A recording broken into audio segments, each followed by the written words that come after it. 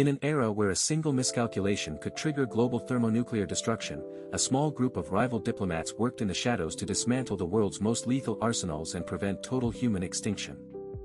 Born in Amherst, Massachusetts, in 1907, future American negotiator Paul Nitze grew up in a scholarly household, witnessing the outbreak of World War I, which deeply shaped his lifelong obsession with international security and military strategy.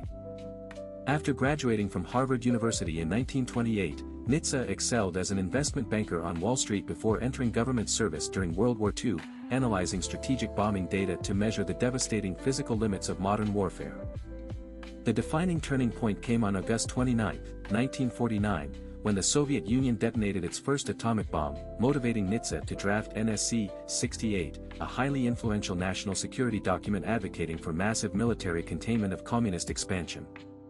By the early 1960s, both superpowers realized that the doctrine of mutually assured destruction meant a nuclear first strike would result in complete mutual annihilation, forcing adversaries to prioritize diplomatic survival over total military victory.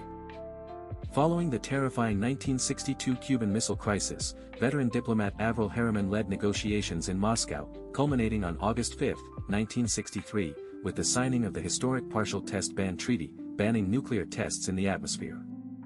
The greatest diplomatic obstacle emerged in 1976 when the Soviet Union deployed mobile, highly accurate SS-20 intermediate-range missiles, prompting NATO's December 1979 double decision to deploy American Pershing II and cruise missiles across Western Europe.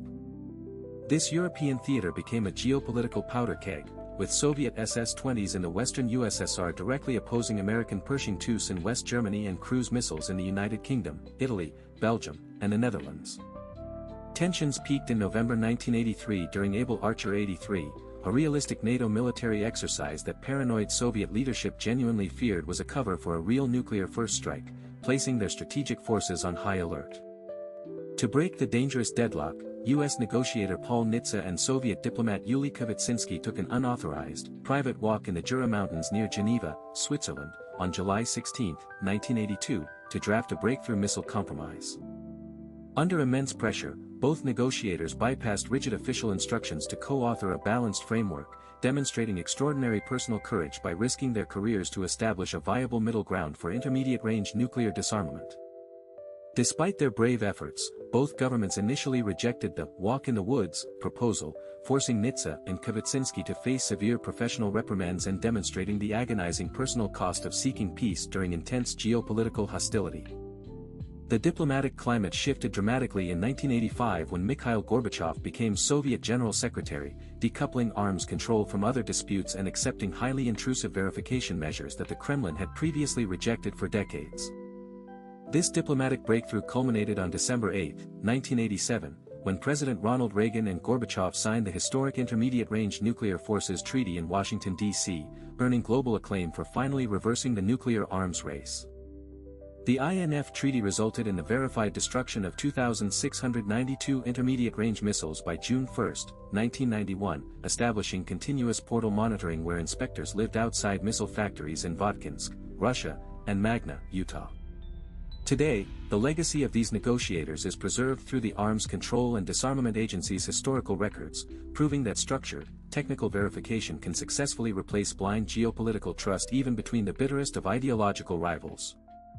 A fascinating, lesser-known fact is that the famous Washington-Moscow red telephone was never an actual telephone, but a teletype system chosen in 1963 because written text minimized dangerous translation errors and emotional misinterpretations.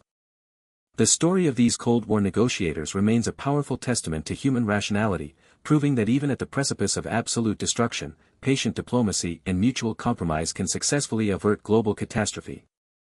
The physical hotline cable established on June 20, 1963, stretched from Washington, D.C. through London, Copenhagen, Stockholm, and Helsinki to Moscow, with the very first test message sent on August 30, 1963, checking every teletype key. At the dramatic Reykjavik Summit on October 11 and 12, 1986, Reagan and Gorbachev met at the isolated Hofti House in Iceland, nearly agreeing to eliminate all nuclear weapons before talks collapsed over America's Strategic Defense Initiative.